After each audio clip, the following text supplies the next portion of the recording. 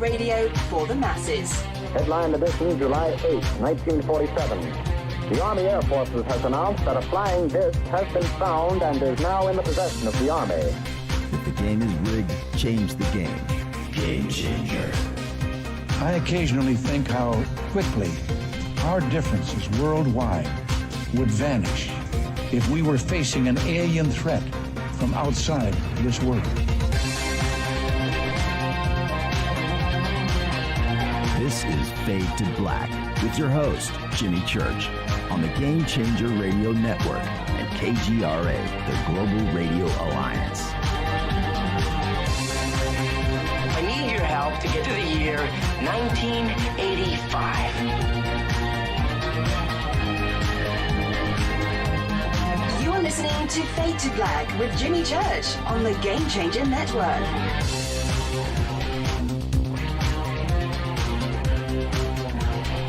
Good evening. All right. Fade to Black. Bespoke Radio. For the masses. Yeah, man. How you doing? How you doing? Today's Wednesday, May 26th, 2021.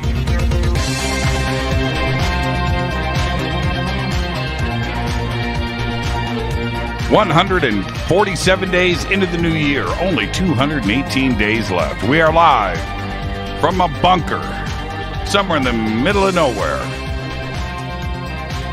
A total undisclosed location, but it is beautiful. How you doing? How you doing? All right. I would like to welcome everybody listening all around the world, all across the United States. Hither and thither, to and fro, back and forth, up and down, east and west, north and south, far and near. This is Fade to Black for KJCR, the Game Changer Network, and KGRA, the Planets. I'm your host, Jimmy Church. What is cracking, everybody? How you doing? How you doing? All right. I have to say, Olivia, that GIF, that's me in the bunker today. That's pretty good. I'm going to like that. I got to click on like. You got to see these GIFs that the Fadernauts post up in the sandbox, hashtag F2B. It's pretty cool. Pretty cool. Start the show off with pure entertainment. All right.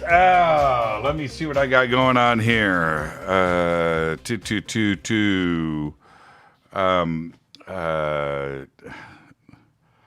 I'm using the one that you sent me. Period. I'm live on the air right now, reading your text to the audience. I'm just letting you know.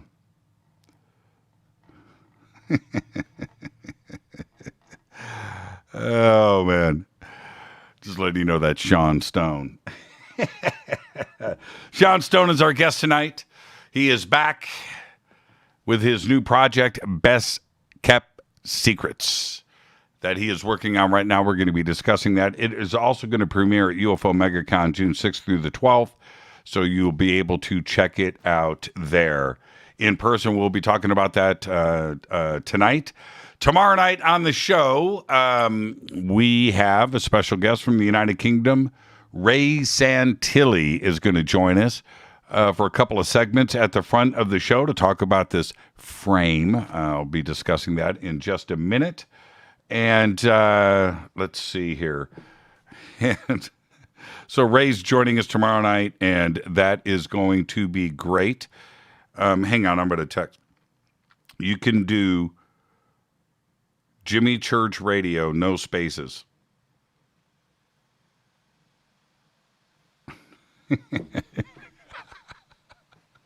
This is live radio, man. This is great. This is great. Okay. Where was I? What was? Oh yeah, tomorrow night. Ray Santilli. I'm very excited about that. And so there you go. And then we're going to go to open lines. What a great way to kick off Fader Night and start that discussion. And that will be going on tomorrow night. And I do want to say this now. This show is dedicated to my father, John, who passed away early this morning, peacefully in his sleep. And there you go. Okay? Okay. I got that out. So, yeah. Okay. All right. We'll leave that right there. Rest in peace, John. Okay. All right.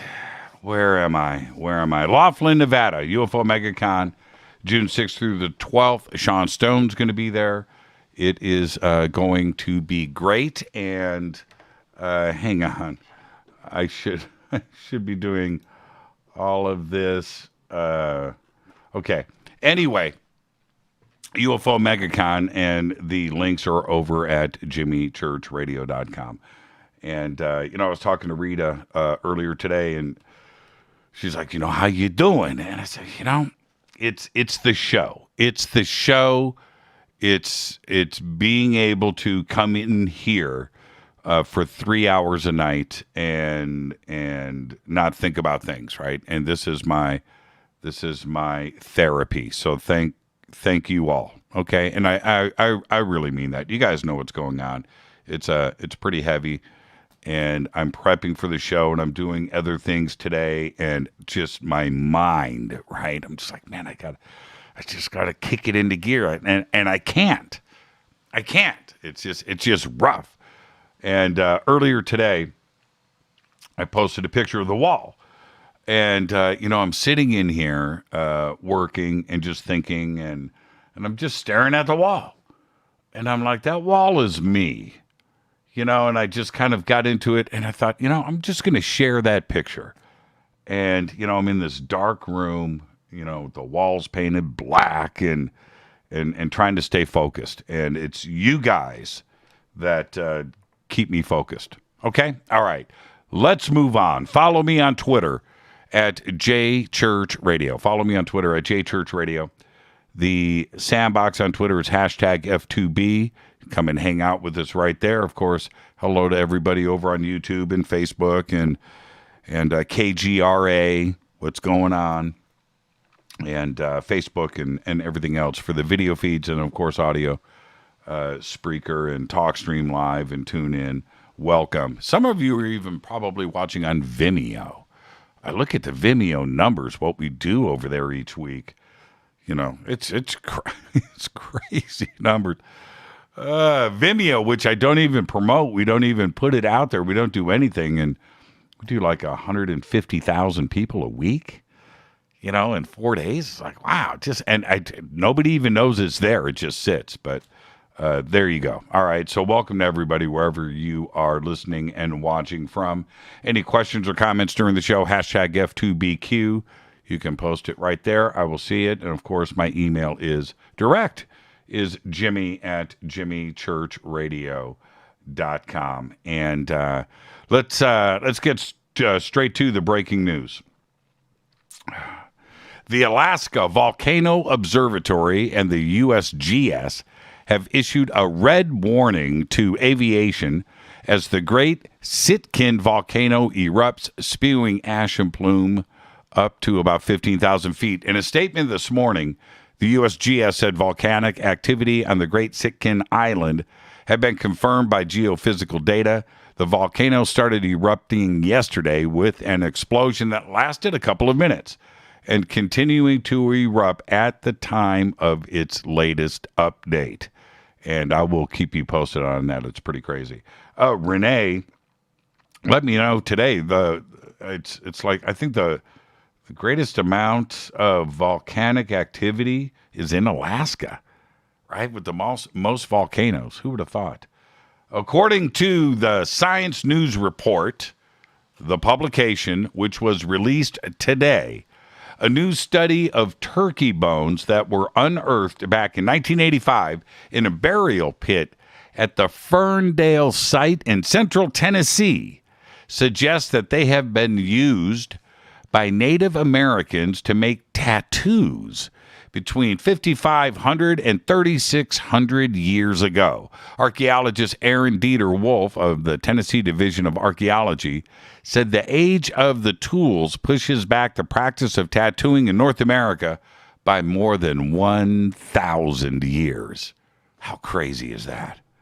Just announced, this is crazy, just announced, a space junk removal truck could start picking up dead satellites in 2024. Japan-headquartered space services company Astroscale, which recently launched its ELSA space debris removal demonstrator satellite, might be ready to start cleaning up the mess in Earth's orbit in 2024. Now, the company, which has offices in the UK, the United States, Israel, and Singapore, has signed a $3.5 million deal with would-be mega constellation operator OneWeb to work together on advancing debris removal technology. Now, check this out. The program would remove multiple retired satellites in a single mission. The orbital junk collector would push each satellite back into the atmosphere to burn up and then return, turn around, and go back and do it again. It's absolutely incredible. It's up there right now. They've already shot it into space. They're getting ready to start pushing satellites into the Earth's atmosphere. Totally crazy. Well, it was announced today. A lost letter written by Albert Einstein to rival physicist, recently sold to an anonymous collector for $1.2 million at auction. The handwritten letter, which I looked at, it's pretty interesting, includes Einstein's famous E=mc² equation and is one of just 4 known examples of the equation in the physicist's own handwriting. Collectors were also drawn to the letter because it mentions the need for a unified field theory. How cool is that? You know, that single theory that ties together all of the fundamental forces of nature. Currently considered to be the holy grail of modern physics. $1.2 million. Right there, too. E=mc² in his own handwriting. It's pretty cool. Let's get the show cracking. Happy birthday to today, Helena Bonham Carter. Today is 55. Fight Club, right? Big Fish. Yeah, I like Helena. She's great. Stevie Nicks today, 73. Lenny Kravitz today is 57. And I met Lenny, I think it was the Tonight Show. He was playing. I was working with Lenny and his bass player Jack Daly at the time. And so I got to go and hang out. But it was really cool playing his hit, whatever that big hit was back in like 1999, 2000. It was pretty cool. Lenny, very cool dude. Matt Stone today is 50, South Park. Our dead guy's birthday today is, you know where I'm going, Miles Davis. 1926 to 1991, died at the age of 65. Miles was a trumpeter, we know that, a band leader, we know that, and a composer. But what we absolutely know is fact, that he is among the most influential and acclaimed figures in the history of music. His albums, like The Birth of Cool, Roundabout Midnight, Milestones, and Kind of Blue, were all game changers, no question about it. Listen to Kind of Blue today. But for me, it will always be Sketches of Spain. That album just stirs emotions in me. It's an incredible record. His 7 Steps to Heaven introduced bassist Ron Carter, pianist Herbie Hancock, and drummer Tony Williams, one of the greatest quartets ever, and later adding Wayne Shorter and another breakthrough record, Miles Smiles. On September 28, 1991, Miles died in the hospital in Santa Monica, California. He was 65 years old. His death was attributed to the combined effects of a stroke, pneumonia, and respiratory failure. Happy birthday, Miles Davis. Dude changed the world. No question about it. Fate or fact? Okay. Now, I checked this out, and I also checked out the rally cries of the children of Canada when they did the candy bar protest. The candy bar protest, also known as the 5-cent chocolate war, the 5-cent war, and the chocolate candy bar strike, was a short-lived 1947 protest by Canadian children over the increase in the price of chocolate bars from 5 to 8 cents. And that is your Vader fact. Che Guevara. I just had to go there. I had to go there. Tonight, Sean Stone is here. Sean is texting me now and going, okay, Jimmy, I'm ready to go. What are we doing? What are we doing? And so I guess I'm going to have to pull this off during the break here in a few minutes, and we'll figure this out. I'm good to go. I'm where I need to be. We'll see if Sean's here. If this will be the quickest shift to an AMA we've ever had. River Moon Coffee. I'm going there right now. River Moon Coffee. What a day. Just what a day. What a day. What a day. All right. RiverMoonWellness.com. So tomorrow night we have Ray Santilli joining us for the first half of Fader Night. Okay, he's going to be joining us, and it's going to be a very, very interesting conversation. There's no question about it. And Ray and I have tried to get things together for many years, and finally we have a chance to chat.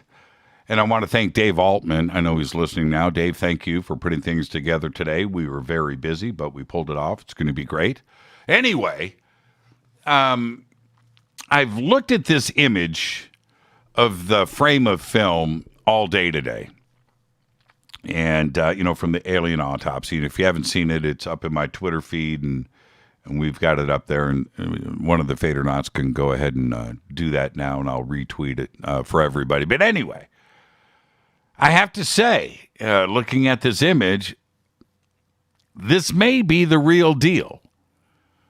And I'll get back to that in a minute or two. But for those of you who were not around 25 years ago when the alien autopsy took over the world, and let me tell you, this was a very, very big deal back then. Huge. Huge. There was the publicity. Man, the marketing, the live Fox TV special event, the video release. It was incredible. Stan Winston, Ciro Wecht, everybody chiming in on this. It was incredible. It was to the extreme. All right. And if you weren't around back then, you just wouldn't understand. But I'm trying to let you know this was huge. This was an event. So, yes, I bought the video. In fact, I had to order it from Tower Records, paid in advance. And my memory, I keep saying $75. That thing cost me $75 in $1995 too, as well. And it was probably $50, but it was a lot of money. And back then, videotapes were like $99 if you went and bought a movie, or $80, whatever it was. And so I paid premium. I paid full pop for the alien autopsy. And I'll never forget, man. I came home and my phone rang, and I picked it up. Mr. Church, this is Tower Records. We have your... I was like, what? I'll be right there. Tower Records was literally across the street. And went over and got it. And planned a party the next day. And I had 4 or 5 friends over at the house. I didn't watch it. And 4 or 5 friends over at the house, ordered pizza, did the whole thing. And we sat and we watched the entire video. Now, what I remember is this, and I know I've mentioned this before on the show, but it's worth repeating. I remember as we we're all excited, right? This, we're going to watch an actual E.T. little gray alien get autopsied, this 1947 film, and they had all the presentations leading up to this and everybody chiming in on the videotape. And so now we get to the moment of this thing and the film starts. And I don't know exactly how long it took, but it was minutes, I would say, where all of us started fidgeting and kind of looking at each other going, nah. Right. And by the time we got to we're just picking it apart and watching it and things. Impressed. But we knew it wasn't real. And I think that we all agreed that, it was pretty interesting. Well done. Well, recreation and what have you. But that wasn't real. And I was pretty disappointed. I was pretty angry, but I did pay for it. So, and then we, after the film was over, man, I want to say was it Jonathan Frakes? One of those guys was hosting, and Frakes, what's his name? Frakes from Star Trek. And so now we're listening to Cyril Wecht come in and give his presentation on it, and there was Stan Winston and in his shop, his crew, and them talking about the special effects and that they couldn't do it, that this was really good. Well, anyway, and then after that, there were these, and I was really waiting to see this, were the artifacts from inside of the crashed flying disc, which were the control panels where the hands went in, right? So there were those. There was the beam, the I-beam with the symbols, hieroglyphics, whatever you want to call it, on the inside of the I-beam. All of those, and looking, and like this poster, right? I want to believe, and I felt that. There we go. Okay, all right. Hang on, folks. We are good.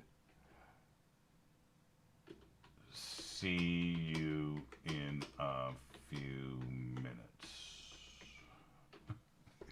Live. Well, I was pretty bummed out. And so I have never gone back and tried to view the alien autopsy film as authentic. And I know to this day, we're still talking about it, and it's got its supporters, and I understand that. But let's get back now to this frame of film, because this is where things get a little strange for me. Now, I just told you about my experience with the original and me paying for this thing and coming home and how disappointed I was, and everybody knows my position on the alien autopsy film. Well, we have to remember something. This is a frame of film from 1947 and dated by Kodak, that we know. How could an image appear on this film unless it was shot with a camera? Now, think about that for a second. Okay? This is where my mind went today.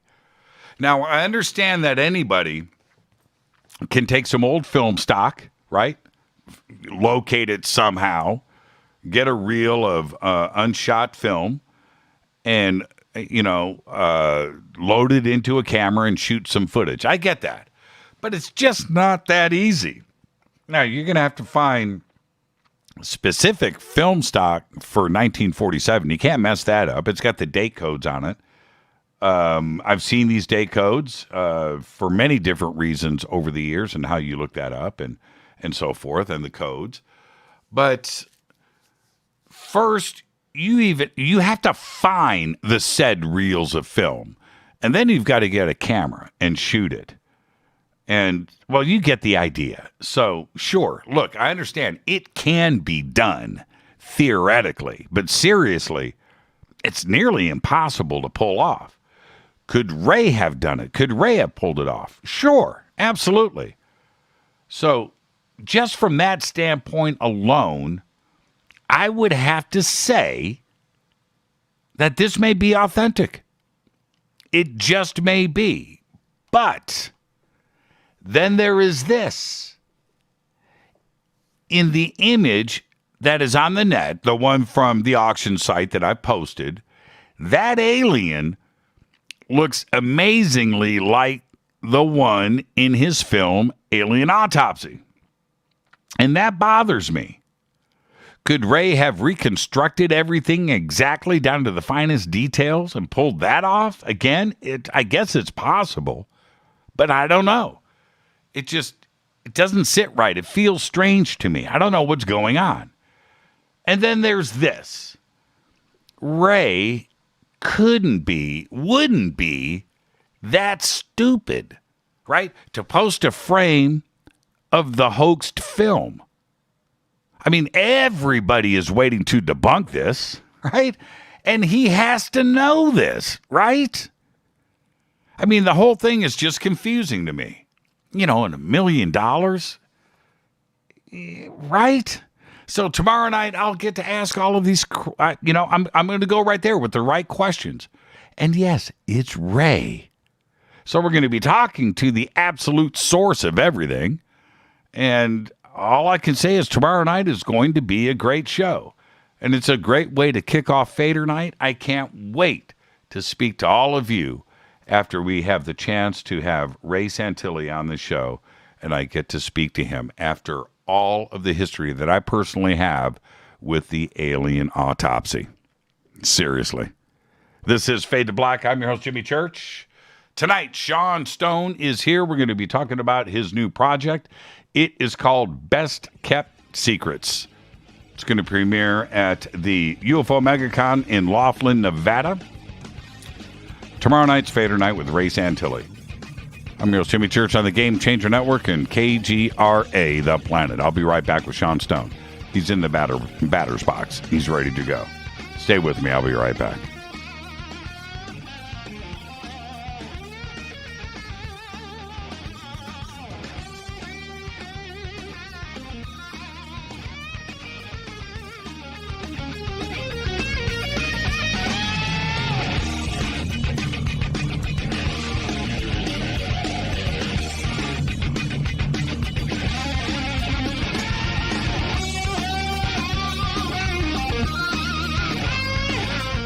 This is Nicole Church, daughter of you-know-who, and you're listening to Fade to Black on JimmyChurchRadio.com and the Game Changer Network. You're listening to Jimmy Church, Fade to Black. Fade to Black will now pause for alien identification. The station that talks the net. KGRA Radio. This is Jimmy Church, and I'll be at the UFO Mega Con this June 6th through the 12th, 2021 in Laughlin, Nevada. The Laughlin UFO Mega Con is unique. It's 7 days of education and disclosure. It's unlike all other UFO conferences. The Laughlin UFO Mega Conference specializes in bringing you new people, offering new information and disclosure. All of this is offered at prices so low you can actually afford to be there. For instance, 7-night hotel packages, 1 or 2 people, start at just $320 inclusive. Education and disclosure is why the Laughlin UFO Mega Conference exists. Join us for all 7 days, or a half a week, or just a day or two, but join us. Go to LaughlinUFOMegaConference.com. Register now. The only thing keeping you from being with all of us is you. Just go to LaughlinUFOMegaConference.com.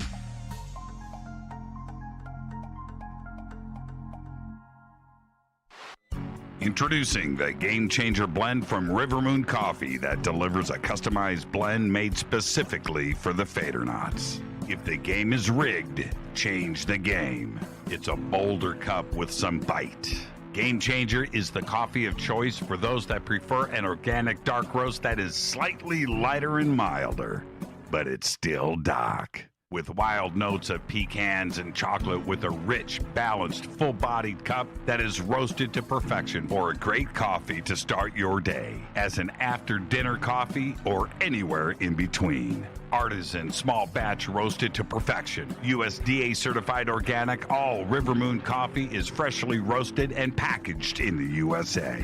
Just go to rivermooncoffee.com or click on the banners over on our site and use the promo code F2BBLEND for 15% off of your order today. rivermooncoffee.com. This is the only way forward. This is Fade to Black. Make contact. KGRAradio.com. This is Jimmy Church of Fade to Black, and you can get our podcast for just $2 per month. All you have to do is click on the podcast banner over at jimmychurchradio.com. Hi, folks. It's troubling times, and fear is pushing emotions, which in turn pushes health the wrong direction. Do you ever get an ache because life is uneasy? Try Life Change Tea at getthetea.com. Life Change Tea works on your digestive tract, helping to move food through quicker and comfortably so your health is spot on. Life Change Tea may not help with world issues, but it will help with your digestive issues. A glass a day helps keep the intruders away. So, change your life today. Log on to getthetea.com. That's getthetea.com. If your health game is off, get on by ordering Life Change Tea. Getthetea.com. And while you're on our site, look around at the great non-GMO organic supplements. And if you're a sales shopper, go to our specials page and see what's for you. I've been drinking the tea for 12 years and I'm sure glad for its health benefits. Again, that's getthetea.com. Getthetea.com. The tea that makes you go. Fadernauts, when you think about the future of our country and where we're headed, do you wonder about the food supply? I do. Disruptions in the food supply chain could be disastrous, and they usually occur with little warning. That's why the smartest thing you can do today is to stockpile emergency food, water, and other essentials. I personally recommend My Patriot Supply. They're the nation's largest emergency preparedness company, serving millions of customers for more than a decade. In fact, they're the only source my family trusts for our preparedness plan. You should too. Right now, save 20% off a full 4-week supply of delicious meals that provide 2,000 calories a day. Saving 20% helps too, doesn't it? Especially now. So go to preparewithjimmy.com and get ready. That's preparewithjimmy.com. There's no time to lose. Do it now. 9 out of 10 geneticists agree. Fade to Black is not your father's radio show on the Game Changer Radio Network and KGRA, the planet. Hi, this is Rob Reiner from Anvil, and you're listening to JimmyChurchRadio.com. What's up? I'm Chris. What up? This is Kyle Massey, and you're listening to Jimmy Church Radio.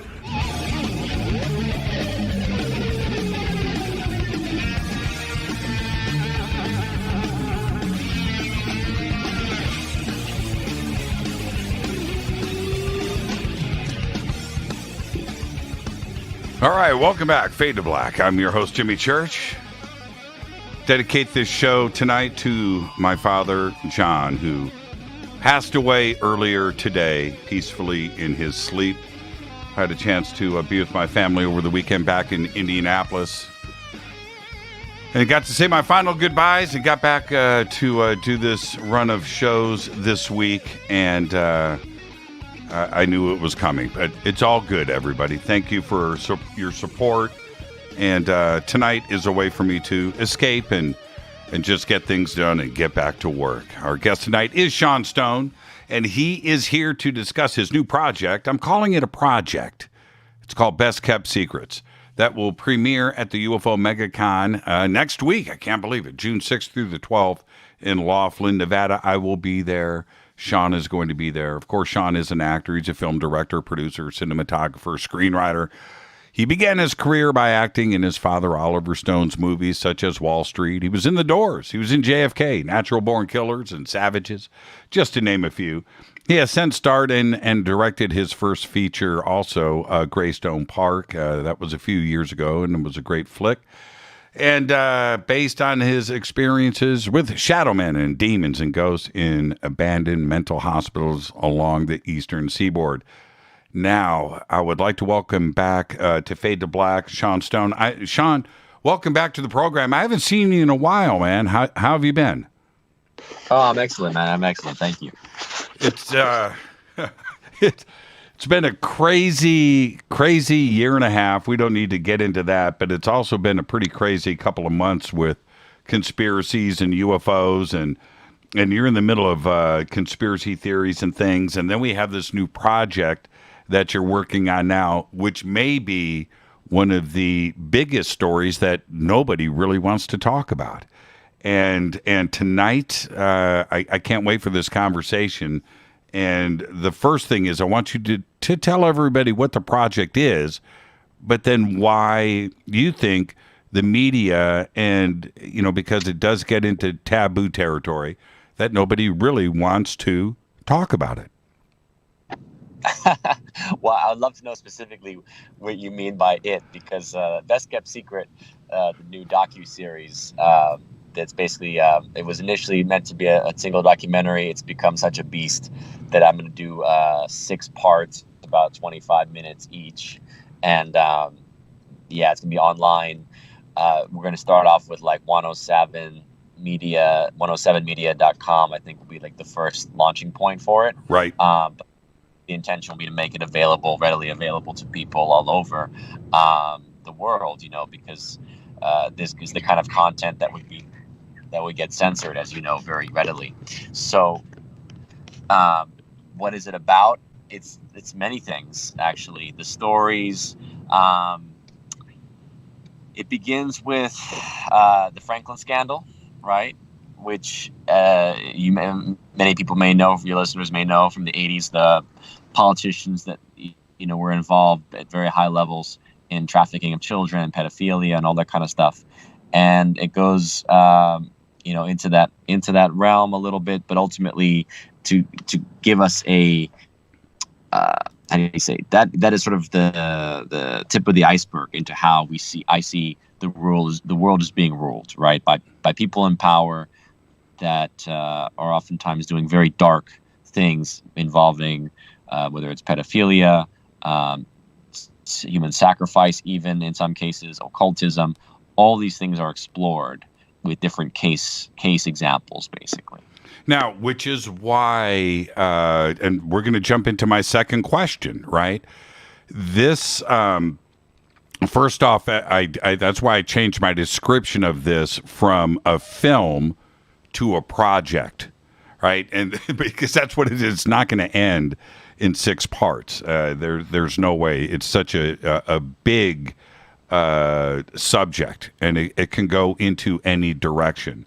But the other part of this is that I think that most are aware that these kinds of things go on, but they don't want to discuss it. The media doesn't want to cover it. And you just said yourself, it's probably just going to get censored. And my question to you is why? It's such an important subject, but nobody, it's like they want to keep it invisible, right? Why is that? I think the question answers itself. Right. What do you think? Yeah. Oh, man. I was thinking about this earlier. It's such a sensitive subject. And like going back to, and you're right about the Franklin case, and like going back to Sandusky and what went down at Penn State, that did get covered in the media. The darker aspects of that case did not. It was a very deep and wide, so many people were involved in that, and everybody just chose to focus on Jerry Sandusky, when really there were a lot of, what's the word I want to use? I could just say criminals, right? The conspiracy was huge, but it was just a very narrow focus. The media chose to just only barely scratched the surface, as big of a story as it was. And that goes back to the Franklin case. The Franklin case, when I started to jump down that rabbit hole and to find out the facts of what was actually going on with that, and the people and the families and everything that was involved in that, that should have been the biggest story in the world. Nobody knew about it, Sean, and you know this. Oh, did I lose you? So the point, exactly the point. Am I cutting out? Yeah, a little bit. Hello? Yeah, it's not great. Sean, this is live radio, and this is what we have to deal with sometimes. Can you not hear me? Yeah, now I got you. Okay, good. Signal's coming back. Look, the thing is that, you're dealing with circles of power. There's a very interesting new documentary called Sons of Sam that's on Netflix. My friend Josh Zeman managed to get it on Netflix, and I think that's, it's an important one to watch to understand that there was a cult that was involved with the Son of Sam murders. It wasn't Berkowitz, the lone nut, Oswald character that they wanted to create that image. And of course, it always goes to why don't the police investigate further? Well, there's multiple reasons. There's not only the fact cover-ups are not purely evil people. Oftentimes it's embarrassment, right? I don't want to expose things that can maybe come back on me, because so many people have skeletons in their own closet. Right. It's sometimes, how do you say, you're told from superiors, if it's, think about like chain of command and how things are told, from the top down, don't look into this or don't investigate. Right. And so the thing is that when you get into the occult, what you have to understand, and this is what I came to understand at a young age, is it's real. And this is what people it's like people with a religious or a spiritual orientation seem to understand that a little bit better. People that are only trained in the mind and logic, and especially in the school system, which is so devoted to that left brain orientation of thinking, right? It just becomes like weird and funny and woo-woo, right?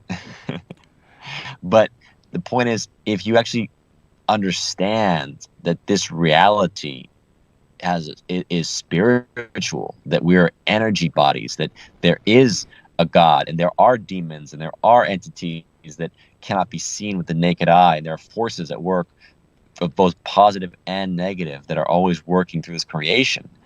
Now the occultism that is practiced starts to make more sense. And you also understand why oftentimes it's said, to leave it alone, because it can overwhelm you and it can lead you down very dark avenues that you may not want to go through, or you may not survive, or can really make you lose your mind in the process. That's, and you and I know each other. And I know you have your feet on the ground, you're smart, but you are, how do I say this? You're solid, right? But when and I'm talking about your mind, right? You're grounded. But you start getting into these subjects and you find where the subjects are leading you, and you get into these facts, it can be very emotionally traumatic, even for somebody like you with the strength and the mental capacity to deal with this. But then you find yourself going to the dark place. How do you deal with it? You have to edit, right? You have to sit and go through the footage. You have to do the research. How are you doing? Are you emotionally traumatized? I was as a kid.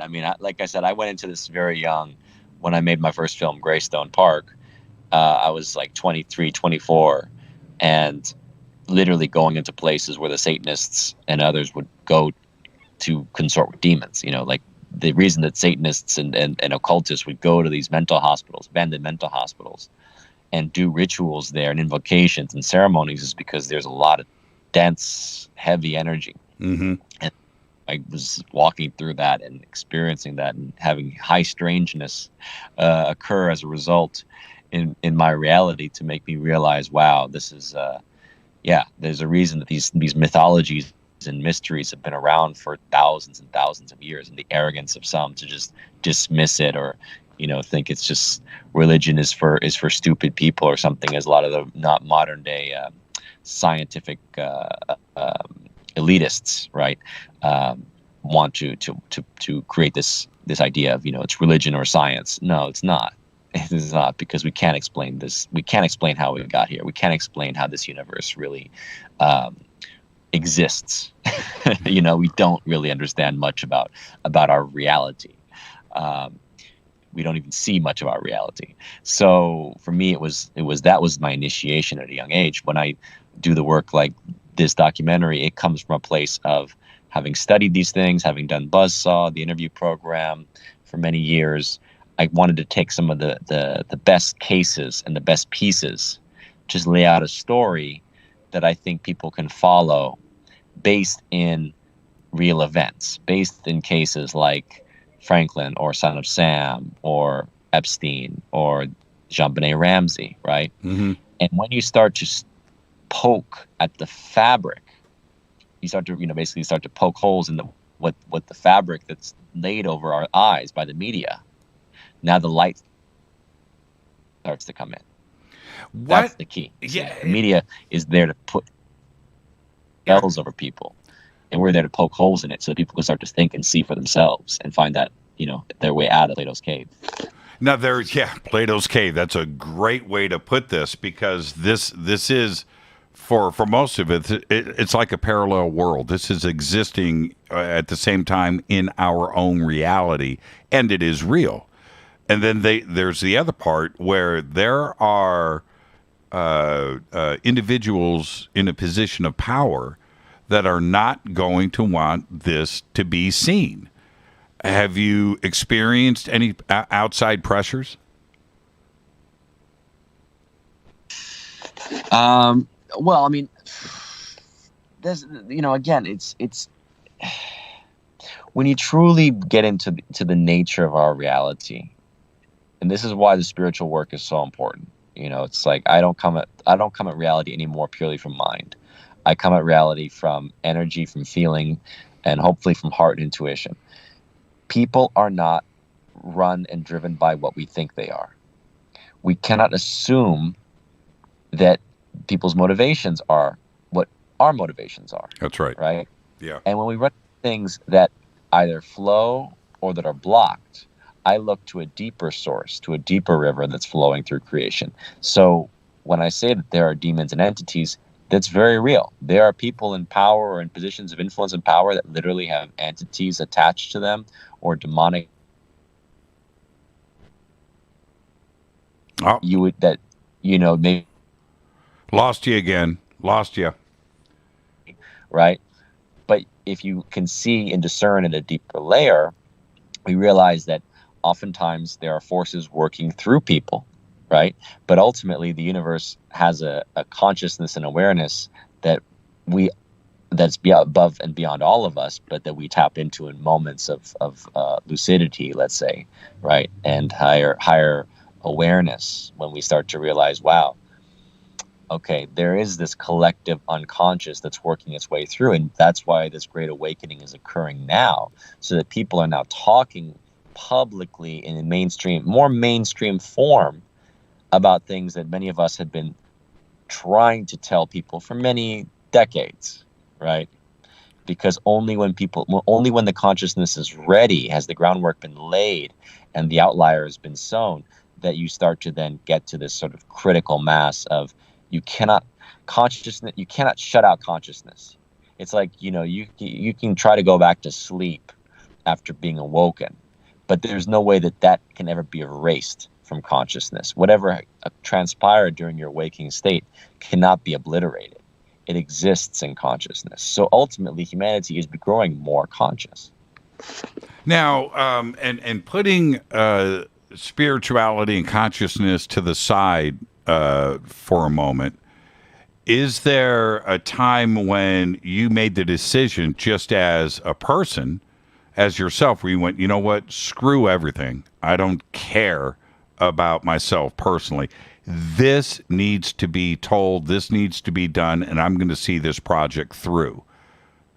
Did you have a Sunday go to meeting moment with yourself and approach it that way, where you didn't care about any effects of you with your personal life or anything else? I mean, look, I've definitely I've learned and grown in my process. You know, I've how do you say? I think I've grown to become more aware of boundaries and consequence and the nature of energy and where I want to put my energy. Right. So that's really what this is about, because I've always had a feeling. It's like you have a feeling of your own destiny, right?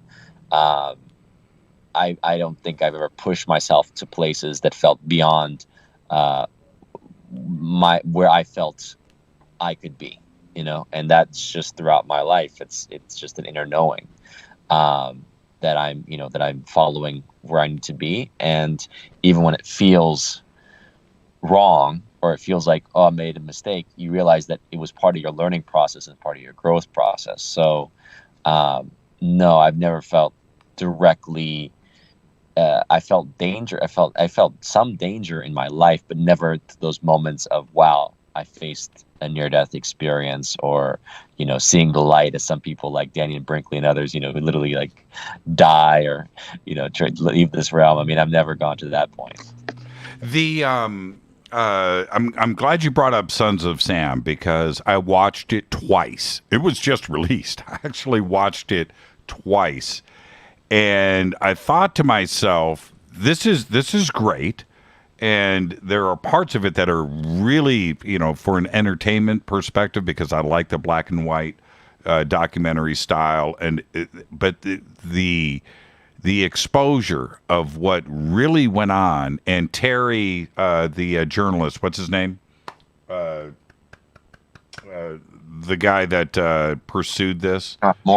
Maury Terry. Yeah, Maury Terry. When I read my first foray into all this stuff, back when I first read the Franklin cover-up and Ultimate Evil, and like, yeah, exactly. It's like the fascination of my life. It's such an amazing story. And I thought to myself, Netflix is really taking a chance on this, because the story about Berkowitz is one thing, and the victims and the parents and so forth. There's that part of it that was out there in the media. And then you get to the real meat of the matter of what's going on. You're uncomfortable, man. You fidget. That is an incredible documentary series, and I recommend that for everybody to watch and really pay attention, because it's going to make you uncomfortable. And there's a podcast that goes with it, by the way, people got to listen to if they're really into the subject. It's called Searching for the Sons of Sam. And Josh gets to go a little bit deeper into some of the things, because and there's some things in my documentary that go a little deeper even, because, you know, I think to a critical thinker that there was a cult, that Berkowitz was not a lone assassin. But then it gets into Searching for Sons of Sam podcast gets into, well, what was this cult? Who were these people that called themselves the Children that were meeting in Untermeyer Park? And it starts to go a little bit deeper into that realm. And there's a hypothesis that there was a real estate tycoon or developer who had a lot of money, and there were some people with power and money that were connected to this cult, and that's why there was protection. You go a little bit deeper, you start looking at people like Jim Boots Rothstein and what his investigation says. Now you start to go into the realm of politicians, people in power using kids for either drugs or sex, things like this. And now you start to understand why there was such a cover-up of anything to do with that cult and its network. The Sandusky case, which I don't necessarily want to do a deep dive into right now, but it was the same thing that was going on with that. It was, and I was getting the craziest email. I helped break that case when, and most people know this now. when everything kicked off, and I was one of the first, if not the first person to report on it and post it. But I started getting the craziest email, Sean. You need to go and look at this guy. You need to look at this person. You need to look over here, from different people around the state of Pennsylvania. And I started to, and I spent 3 months dealing with that. And at the end of 3 months, Sean, and I'm not joking, I said, we're not covering this anymore. I can't do it. I can't do it. Emotionally, I'm toast. It's just too. It's heartbreaking, but it's also it's scary. It's petrifyingly, scarily dark where this stuff leads. Yeah, I mean, this stuff is. This is why you have to have a certain sense of humor about things, and balance. You know, you have to have a strong sense of balance. But the nature of alchemy, right? When you really get into this question of the so-called the quest for the Holy Grail and a spiritual transformation process that we are meant to go through our life, it is to excavate the dark. It is to excavate the dark within ourselves, within the world around us, within our within the collective unconscious, and to recognize that these things are within us too. The predator, the beast, the demon, it's in us too. That maybe we eat it as someone else does, right? But it doesn't mean that it doesn't exist within us. And so that's why it is a healing process. The shaman of the old times, was about a healer. Ultimately, most first and foremost was a healer going into the dark place to excavate and then bring that dark to light so that it can be, like any wound, right, can be healed with sun and air, as opposed to where it festers down below. I'm wondering, Sean, are you at a secret, undisclosed location? Is the man chasing you right now? Yeah, right. Hey, Sean. Man. I'm the man. I need to take a quick break. Let's get that in. We'll come back and continue this conversation. There is also, I wanted to bring up a friend of ours, Tracy Twyman, also started to investigate this. Isaac Caffey. Both of them are no longer with us. Right in the middle of investigating these dark subjects with children and pedophilia and some of these things that were going on. And the next thing you know, they're no longer with us. And I knew Tracy, and she was on this show a few times. And they got probably a little bit too close to the fire. And that concerns me. So let's take our break right here. This is Fade to Black. I am your host, Jimmy Church. Our guest tonight, Sean Stone. Sean, you stay right there. Keep looking over your shoulder, man. I need you to come back after the break, all right? We'll be right back. This is Fade to Black. I'm your host, Jimmy Church. Sean Stone, talking about his new project that's called Best Kept Secrets. Stay with me. I'll be right back.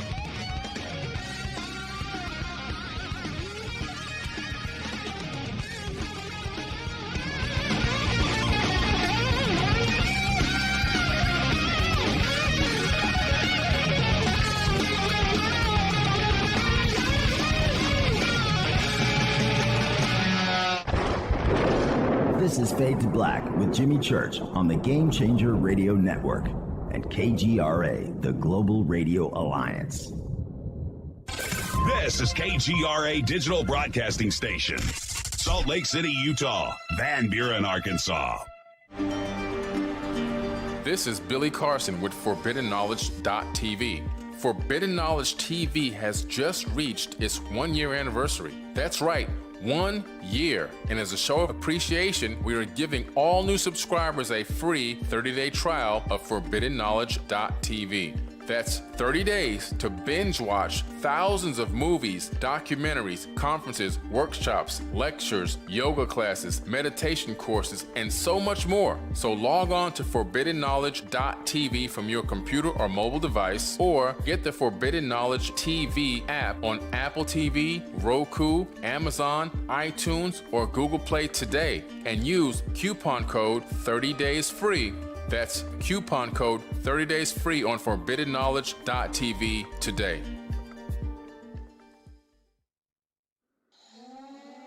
Listen, I know, and you know, that you've always wanted your first crystal skull. Or maybe you're a collector just like me, but you just don't know where to go to find the real thing.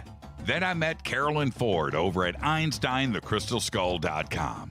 Carolyn is the guardian of Einstein, one of the most respected ancient crystal skulls in the world. All of her unique skulls have been imprinted sitting with Einstein in his sacred lodge and are carved from the finest gemstone and materials. Imprinting is the process of receiving the ancient wisdom from the master skull or master computer. Einstein, the ancient crystal skull. To see Carolyn's current collection of crystal skulls, just visit her store at EinsteinTheCrystalSkull.com or click on the banner over on our site. Don't forget to use the promo code Jimmy at checkout to receive 10% off of your order today. That's promo code Jimmy. Finding your first or next crystal skull is easy. Just visit EinsteinTheCrystalSkull.com. When you take the beans from Central America with dashes of Indonesian and African mixed in and then roast it to the dark side of fade to black, you create the ultimate brew of fringe. Introducing the Fade to Black blend from Rivermoon Coffee. Yes, Rivermoon's darkest customized roast was created for the love of Fade to Black. The alchemy of masterful roasting and smoking the beans is in every sip of this full-bodied, dark Java. I need my coffee dark, deep, with distinct bittersweet chocolate highlights, just like the bunker. Leaning further into the darkness of the roast is Fade to Black blend from Rivermoon Coffee. Just click on the banner at jimmychurchradio.com and use the promo code F2BBLEND for 15% off of your order today. Hello, I'm Katie, and you're listening to my main man, Jimmy Church, on jimmychurchradio.com. Hi, this is Ray Hobbs here, repping the planet, and you're listening to my good friend, Jimmy Church, Fade to Black, on the Game Changer Network and the KGRA digital broadcast station. This is Toby Kebbell. You're listening to JimmyChurchRadio.com. Don't hurt me, Jimmy. I'm only little. Hey, I'm Adrian Grenier. And this is Ari Gold. We're the Honey Brothers. Yes. We're also Honey Brothers. Hey, I'm Adrian Grenier. And I'm Ari Gold. We're the Honey Brothers. And you're listening to Jimmy Church. The Revolution. This is Jimmy Church of Fade to Black, and you can become an official Fadernaut by just going to our membership section at jimmychurchradio.com. Hello, this is Serena Wright Taylor from Conscious Life Expo, and you're listening to Fade to Black with Jimmy Church, who holds the Lucky Pony record for the best astrological chart since 1963. True story. This is Micah Hanks of the Gralien Report, and you're listening to Jimmy Church on Fade to Black, across the globe on the Game Changer Radio Network and the one and only KGRA Radio, The Planet.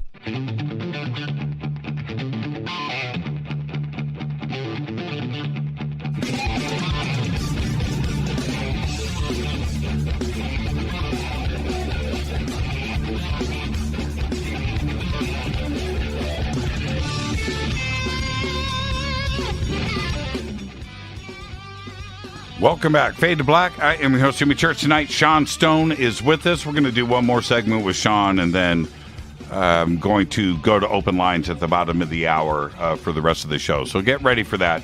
We're talking about his new project. It is called Best Kept Secret. Started out as a documentary and is now a 6-part series, and I don't think it's going to end there.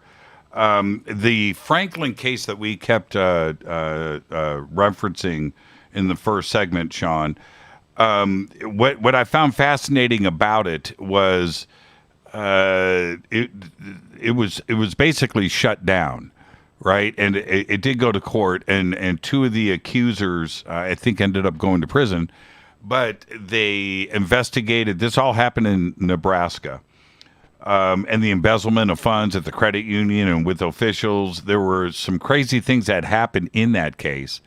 But it seems to me like they just wanted it to go away. What did you find out about it? Oh, Sean, are you there? Oh, no. I'm telling you, Sean is... Sean, are you... Muted, don't worry. I have a microphone muted for the break. No, just saying that I didn't find out any new information on it. It wasn't like I came with like, oh, this is a new breaking element to the story. Right. What happened was, as you said, there was Troy Boner, Alicia Owens, Paul Bonacci were some of the more famous kids that got in trouble with the Franklin case. And I think Alicia and Troy got the book thrown at them for perjury, basically, because they were saying that they were involved with these pedophiles and saw some really dark shit. And so they were basically accused of lying. And anyway, the point is that Bonacci is a fascinating character. So I interviewed Nick Bryant. Nick carried on for John DeCamp. John passed away a few years ago, unfortunately, but Nick carried on with doing the Franklin Scandal, which is a substantial book to follow up with the Franklin cover-up. Basically gives you a great insight into what happened, and then Franklin Scandal is a bit more thorough.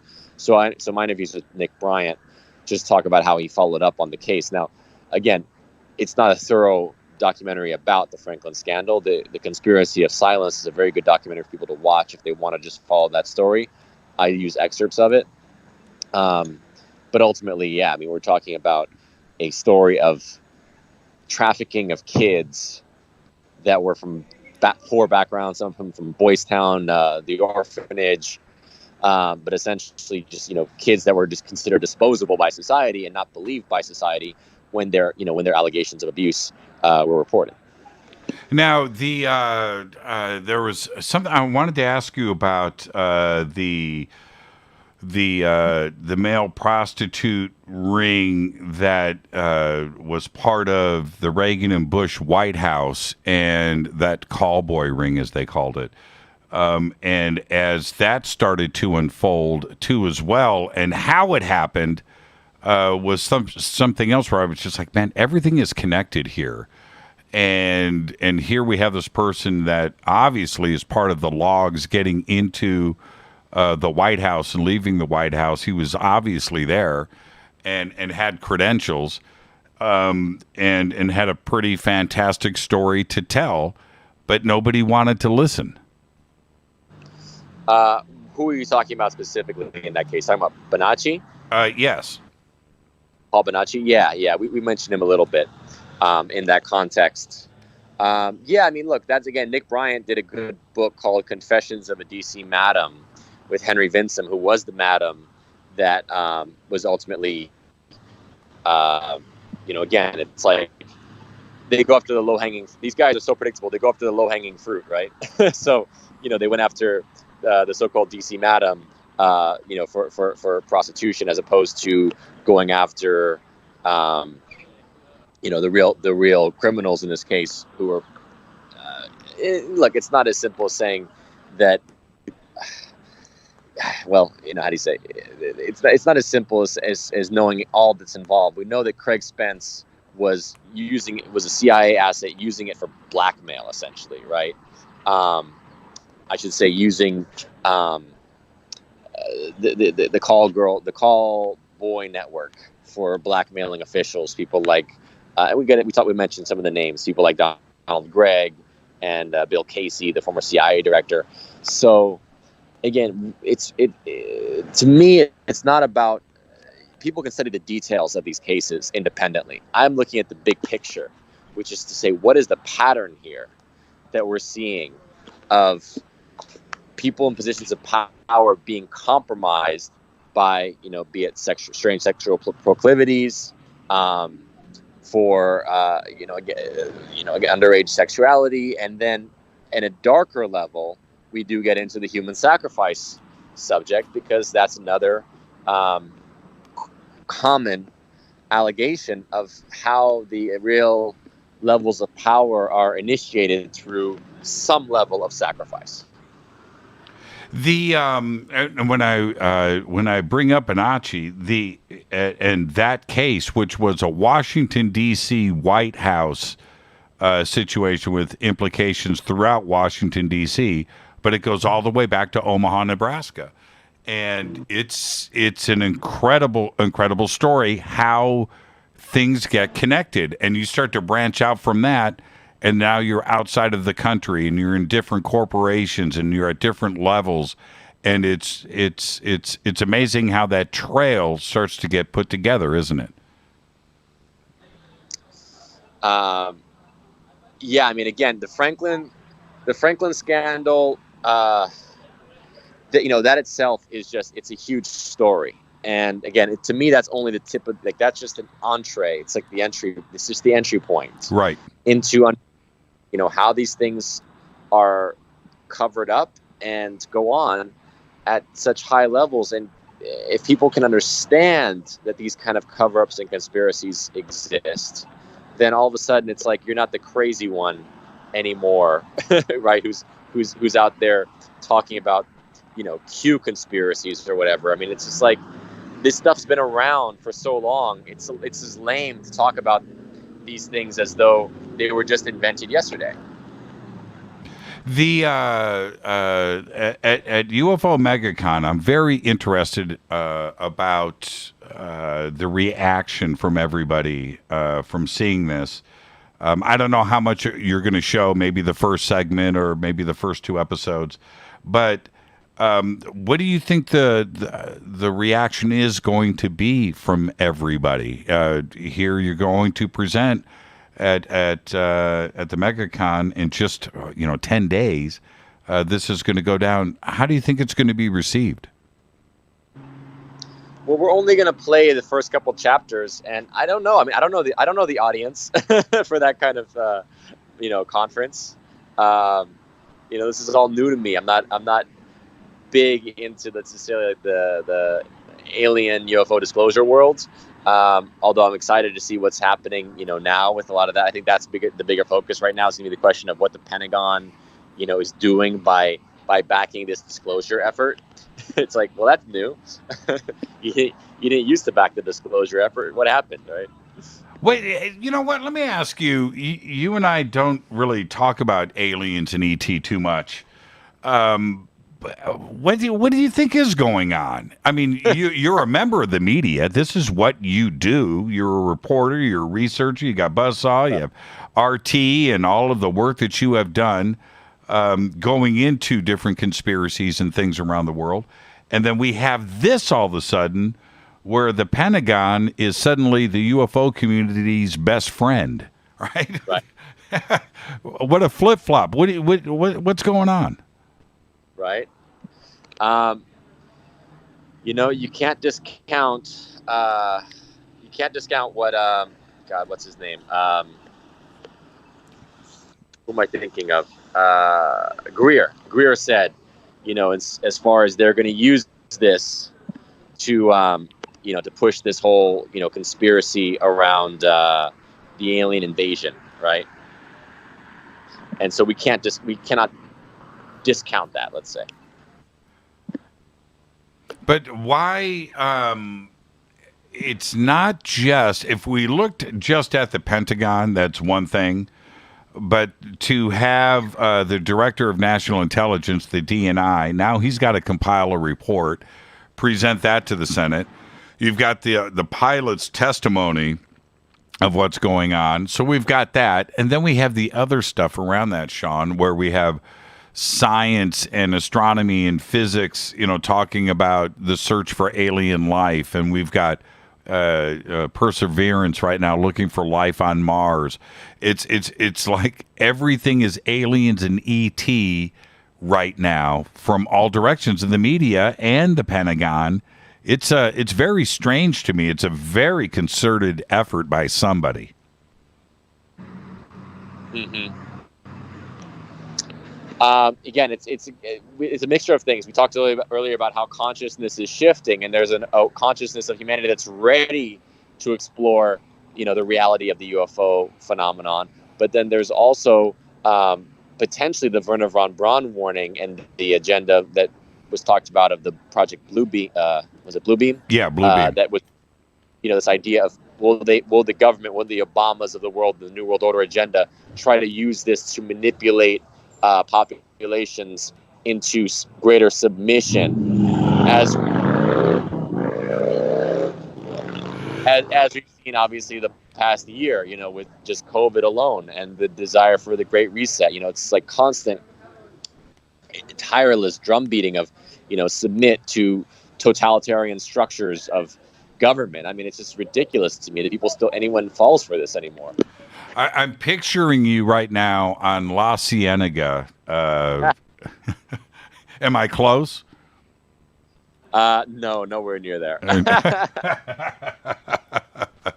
Strolling through Beverly Hills. But there's another part to this, though. I feel that there's another layer, because if, like with Best Kept Secrets, Sons of Sam, Disclosure, E.T., this is a world changing. It's like everybody's world. It's a paradigm shift where there is another thing going on that you may have not been aware of, and it's multi-layered. Is the world ready for all of this? I'm being very serious, Sean. Is the world ready for UFO disclosure? Oh, and Best Kept Secrets and satanic pedophile child sacrifice. This is very deep stuff for everybody to just handle. Why not is my question. I mean, humans have been around this planet long enough. I think that we know intuitively that there's more going on here. Right? This is the best. Yeah, this is the best interview I've ever done. I've got the background, and you, Sean. This is. Oh man. But this is as people watch Best Kept Secrets, and this starts to get out.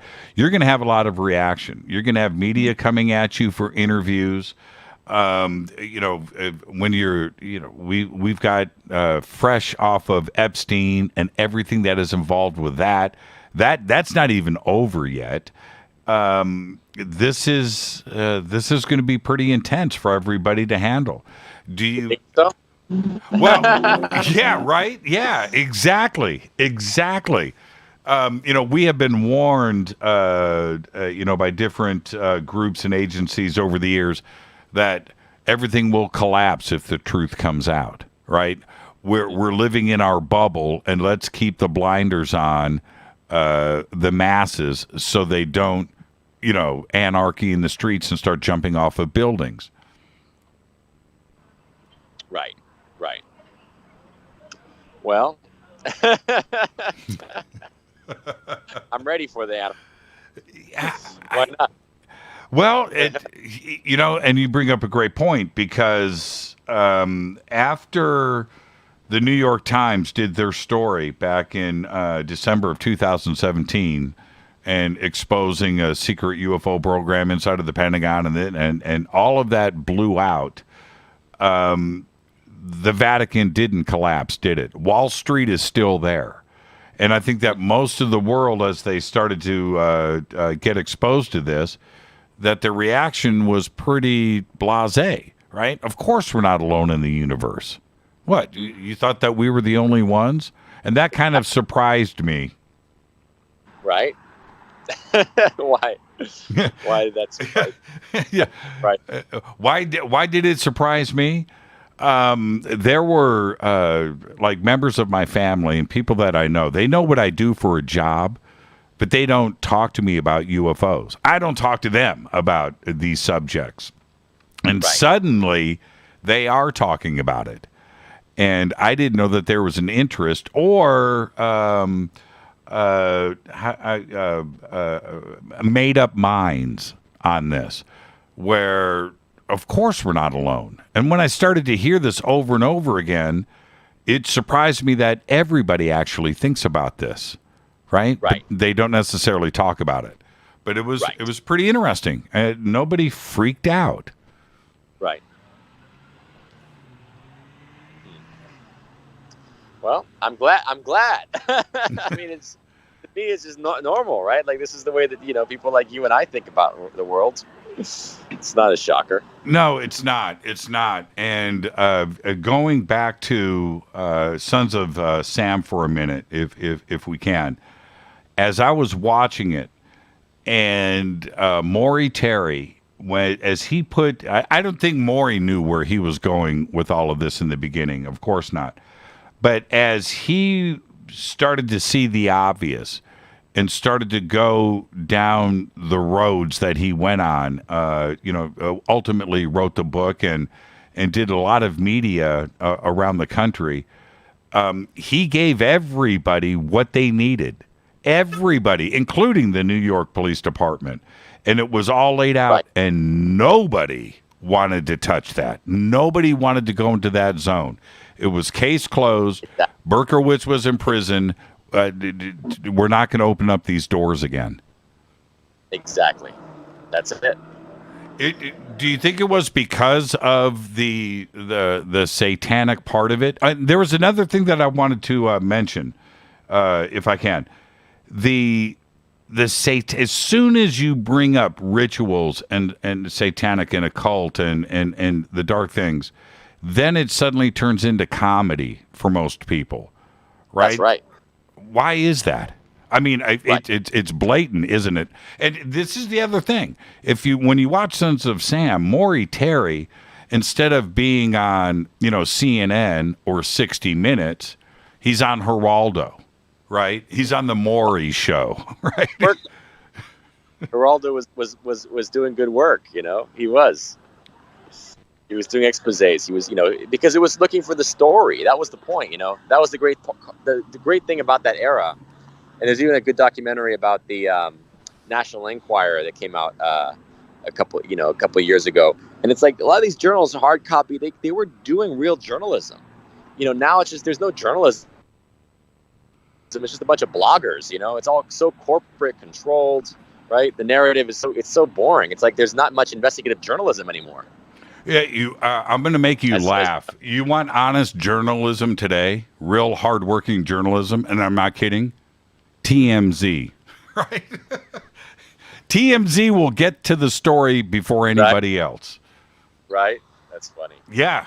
I'm not kidding about that. I hear that. Yeah. I hear that. I don't with that.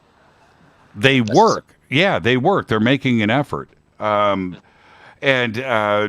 one last thing as we start to wind down here, with something like Best Kept Secrets, why do you think the mainstream media today, I understand it's gone completely corporate, but everything now is cut and paste journalism, right? There isn't anybody investigating and doing real work and doing the deep dive. There are opportunities to go and investigate all kinds of things today, but nobody chooses to do that. Why do you think media has so quickly evolved into this kind of news?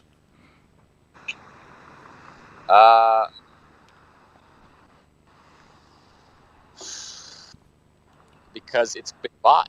It's all corporate. I mean, that's that simple, right? It literally has been bought. So what do you do in that case? Well, yeah, continue. Go ahead. I just said when media has been bought, what do you do? Well, it's like everybody wants to take the easy road. I go every day, and I know you do the same thing. You're researching, you're investigating, and you go and you look at one outlet and see what they say, and you go to another one, and it's a cut and paste, right? Nobody's writing an article. They're cutting and pasting and sharing everything across thousands of platforms, and there isn't anything that is actually being researched. There isn't any actual work being done, and that goes right over to the talking heads on TV. It's the same approach. Right. How do we change it?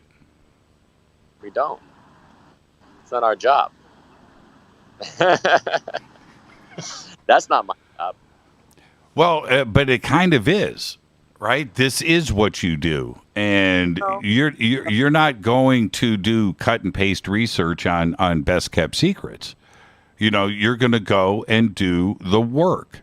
You are doing it, but others don't.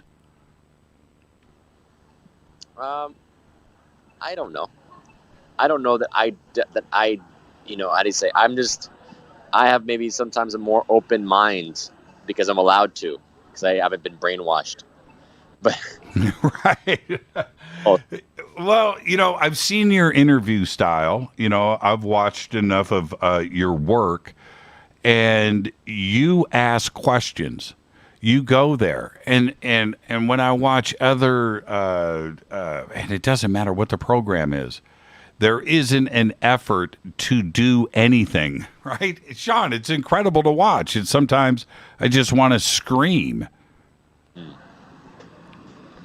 Yeah, I get it. I do. Trust me. It's. Now, how are you going to? You're going to be on a panel with me at UFO Mega Con. That's going to be great, and that's going to be easy because I'm going to be there asking you questions. But how are you going to introduce Best Kept Secrets? You know, you need to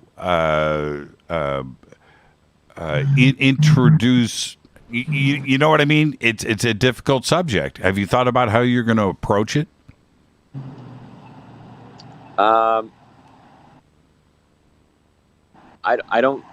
haven't thought. I don't think about that. I really don't. I honestly, like, I'm there to do the festival. I'll do the festival. You know, it's just gonna flow the way it's meant to flow.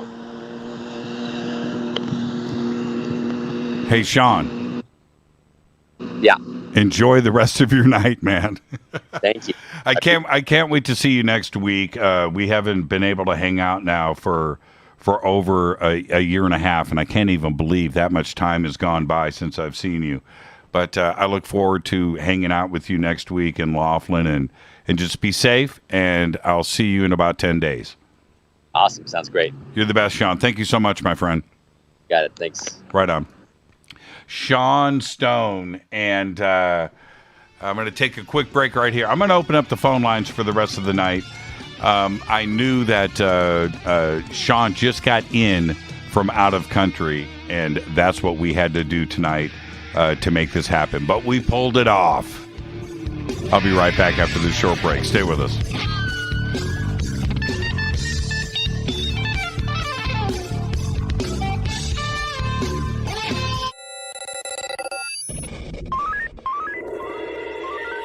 Way out here, we listen to Jimmy Church. You're listening to Fade to Black. Always on the edge of the hottest alternative talk. Jimmy Church with Fade to Black. KGRARadio.com. ¿Qué tal, mis amigos? Yo soy Mario Carson, el tiburón, y los invito para que escuchen a mi buen amigo Jimmy Church Radio. ¡Claro que sí! Do you want to be an official Fadernaut? Of course you do. This is Jimmy Church of Fade to Black. Just go to our membership section at jimmychurchradio.com. This is Jimmy Church, and I'll be at the UFO Mega Con this June 6th through the 12th, 2021 in Laughlin, Nevada. The Laughlin UFO Mega Con is unique. It's 7 days of education and disclosure. It's unlike all other UFO conferences. The Laughlin UFO Mega Conference specializes in bringing you new people, offering new information and disclosure. All of this is offered at prices so low you can actually afford to be there. For instance, 7-night hotel packages, 1 or 2 people, start at just $320 inclusive. Education and disclosure is why the Laughlin UFO Mega Conference exists. Join us for all 7 days, or a half a week, or just a day or two, but join us. Go to LaughlinUFOMegaConference.com. Register now. The only thing keeping you from being with all of us is you. Just go to LaughlinUFOMegaConference.com.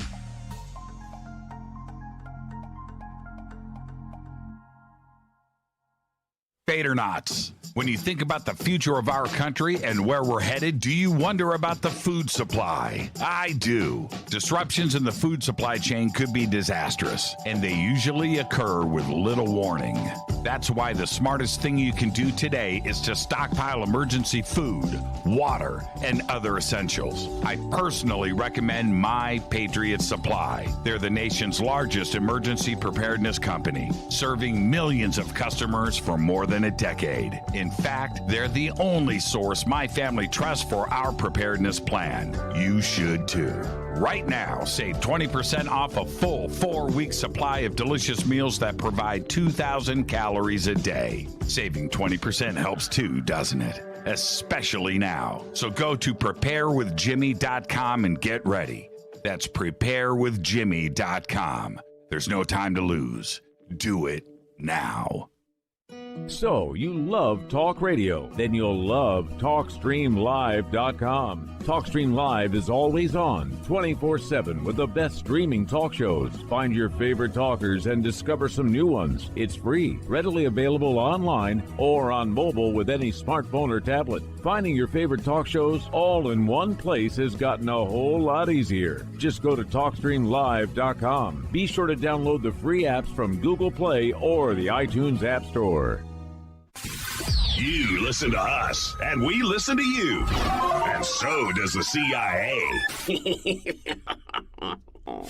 KGRARadio.com. You are listening to Fade to Black with Jimmy Church on the Game Changer Network. Oi, oi, I'm Reese Evans. You're listening to Jimmy Church. This is Revolution. The revolution will not be televised. The revolution is on radio. Ciao.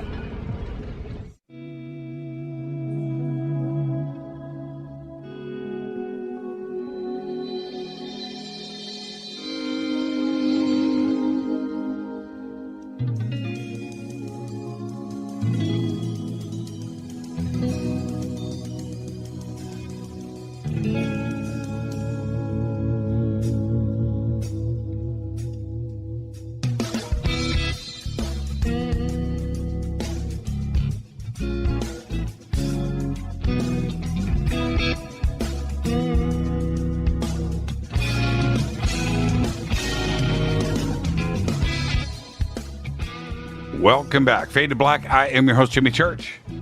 I'm opening up the phone lines. I really need to talk to all of you. It's been a long day. 747-228-2051.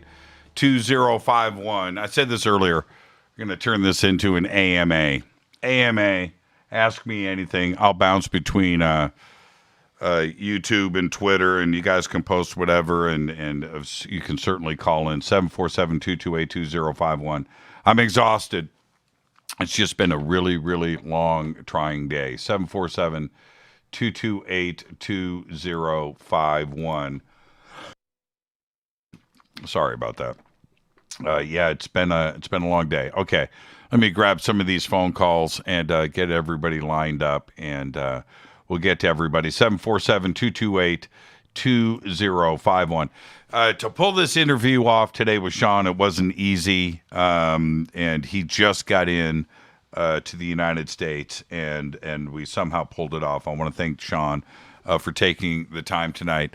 I have the feeling he was doing things like collecting luggage, packing his car outside of LAX, and doing everything that, but he's a professional and came in tonight and delivered. So thank you for that, Sean. That was absolutely a fantastic conversation. It is a difficult subject to deal with, what he is tackling here, and I really mean this.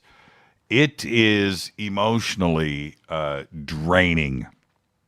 I went through it, and I swore after Sandusky that I would never talk about that subject again. And as you know, after doing this show for as many years as we've done Fade to Black, I don't go into these subjects anymore. I won't do it. For everybody that's on hold right now, and if you get cut off, I'm still going to go back and answer the calls in order, but I'm going to bring in these other calls real quick. That I would never go back and deal with it, because it took me to a dark place, and I couldn't handle it anymore. I just couldn't handle it. And I came in, and Hilton and Charlie were in the studio that day, and I remember saying, you know what, we're just not going to cover this anymore. I just can't do it. We're going to go back to the original. That's it. No more. And it was all over ESPN and Fox and CNN. Every single. I tuned out. I tuned out. I had to get my brain back. All right.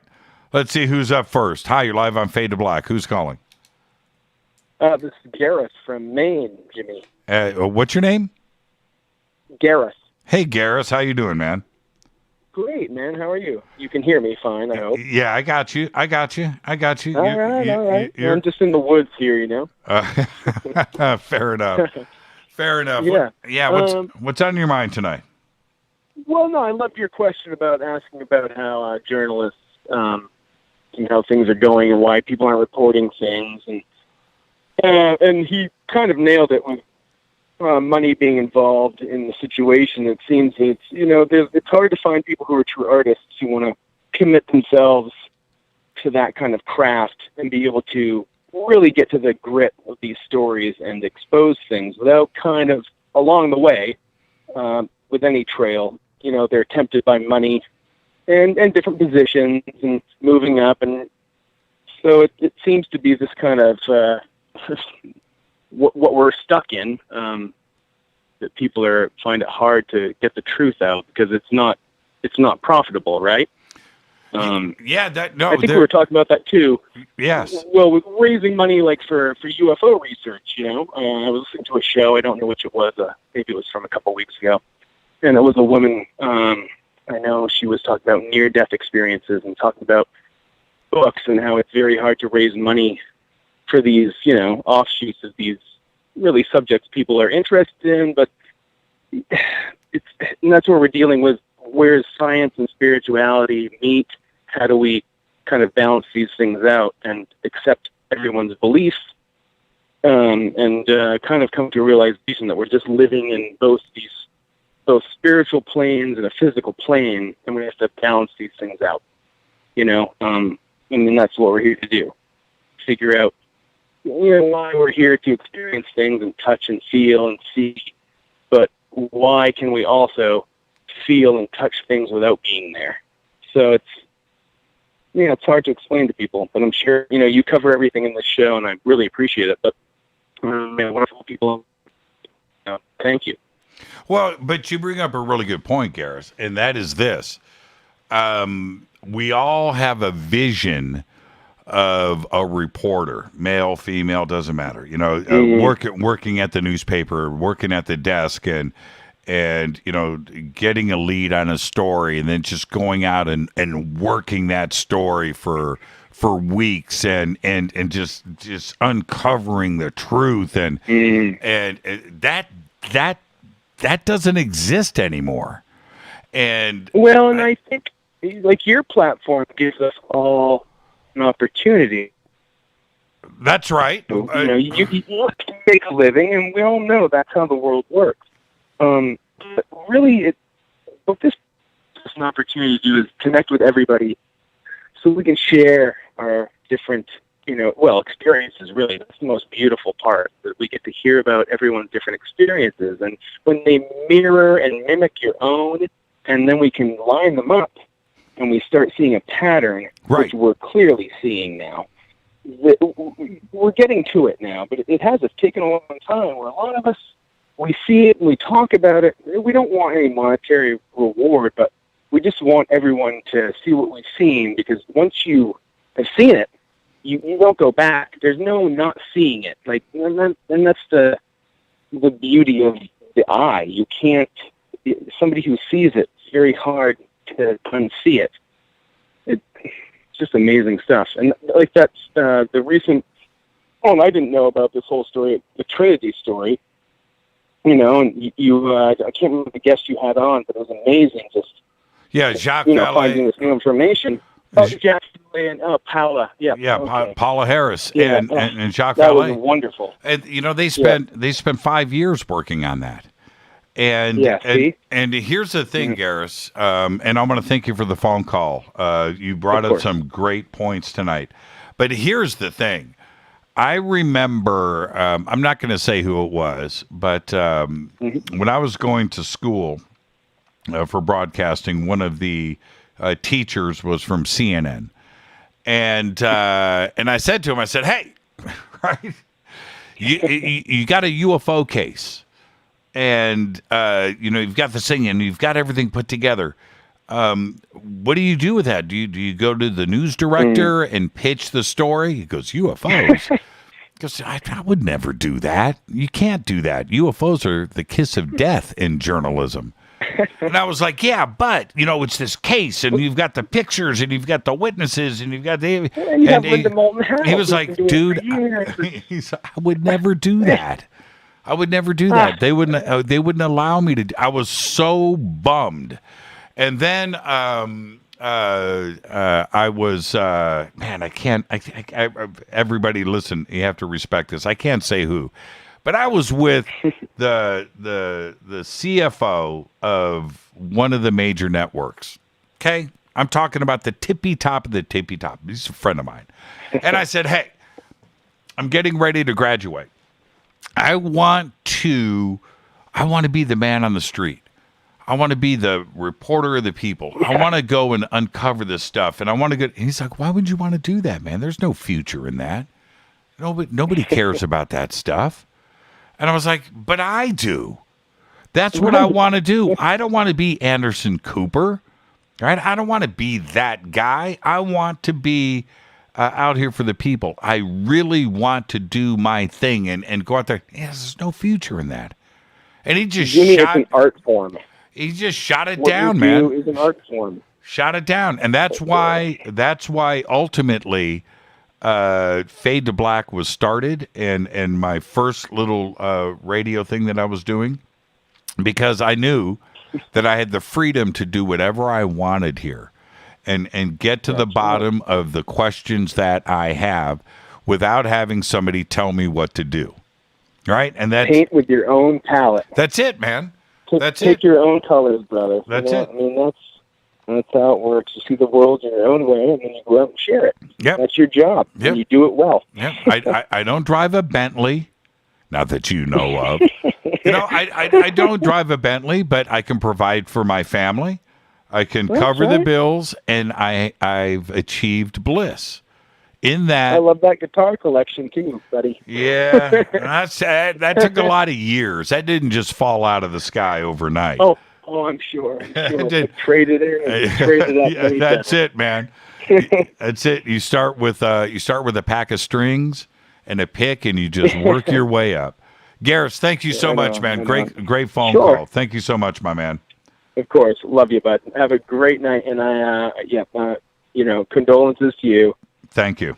I've been there at a younger age, but love to you and your family. Yeah, thank you so much, Garris. Behave and be well. You're very welcome. Okay. Thank you. Now, remember, man, you're out there in the middle of the woods, so anything could be traveling over your shoulder. All right, let me grab these calls in order. Let's go here next, and let's see who's up. Hi, you're live. Hey. Oh, whoa. You're live on Fade to Black. Who's calling?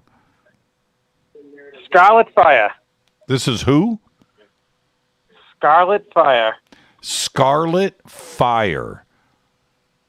Yeah, I'm one of you guys on, we follow you on YouTube. Oh, right on. How you doing tonight?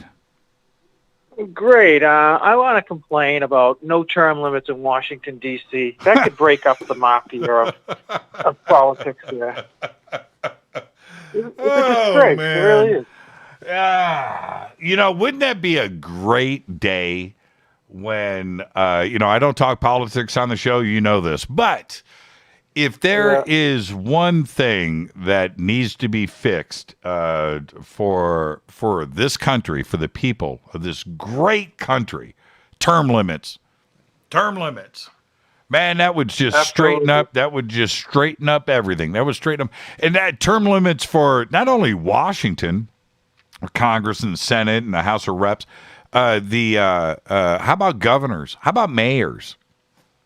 right? Yeah. Just straight across the board. You can't be the mayor of this city for 50 years. You get one crack, 4 years. You know, you come in and you do your best, and it would just straighten up, because all politicians are bought and paid for. You know, and that's it. That's it. They're all bought and paid for. They don't care about you and me. They don't. They care about their interest and the lobbyist, and that's the truth. And by the time you're done spending 30, 40 years in Washington, you're just corrupt. That's it. It's the truth. Term limits. I agree, Scarlett. We got one other issue going on, too, is the fact that we allow Google to merge with YouTube. That's an illegal monopoly. Who's in charge in this country? Do something about it. Well, you know, okay, but this is, that's where I actually have a little bit of issue. We're probably not on the same page. And let me explain to you why. We're a capitalistic society. We're based on money. Okay. And when you go and how can you predict that you and your buddies are in your parents' garage, literally in your parents' garage, and you build a little platform called Google, and you guys write the code, and you just graduated college, and you build a search engine that everybody needs? How do you know that it's going to become the biggest thing in the world? You don't know that, but it happens right now. And while the growth is happening with your new little piece of software, and you have the ability to look at new technology like YouTube and build a video platform, and you take and you buy that, and you've invented, you know, YouTube, and you put that together and you sell it, you know, to Google, or you don't, whatever. I'm not so sure that there's anything wrong with success. You know, and if you did it, you know, Scarlett, if you were the one doing it, what's wrong with that? We all want, like Fade to Black. What if Fade to Black grew and I bought premier radio networks, right? I don't know. It's possible. Yeah. But should I be told I can't? I'm not so But sure. it's out of control. You know, they turned the president of the United States off. I mean, what's the point at this point? Again, this is these are controversial subjects, but let me just say this: you're on YouTube, right? Okay, so you're on my YouTube channel right now, and I'm over here, and I'm scrolling through, and I'm looking at everybody commenting here, and I've got this video. I'm looking at my face right now. There I am. I'm looking at me, looking at you. But I play within the rules. I play within YouTube's rules. I play within Facebook's rules. I play within Google's rules. I don't cross those lines. Why? Because I want to stay on the platform. I don't own the platform. Somebody else does. And if I don't play within the rules, they can kick me off. It's that simple. And on the flip side, I own Fade to Black. This is mine, right? You're on my phone system that I pay for, right? You're a guest in my house, but I own it. And if you step out of line on this show, I kick you off, right? I terminate the phone call because I have that right. Yeah, I see the point. You know, and it's as fundamental as that. If I step out of bounds, I've gotten in trouble with YouTube. I have. I had to back up and start playing by the rules. But if you get warned and warned and warned and warned again, and they let that leash out, and you keep doing it, no matter who you are, it doesn't matter who you are. You know there's a zone you're not supposed to go into. You know the zone. You do. Everybody.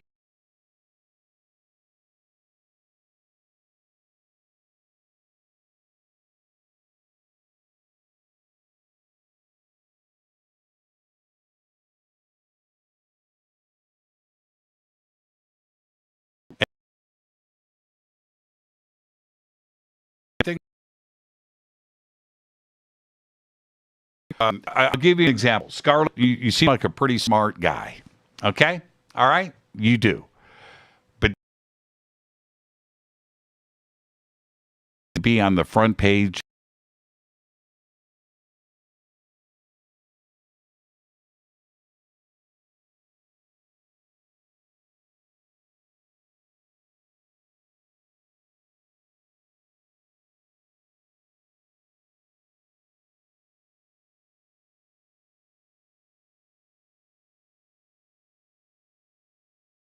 else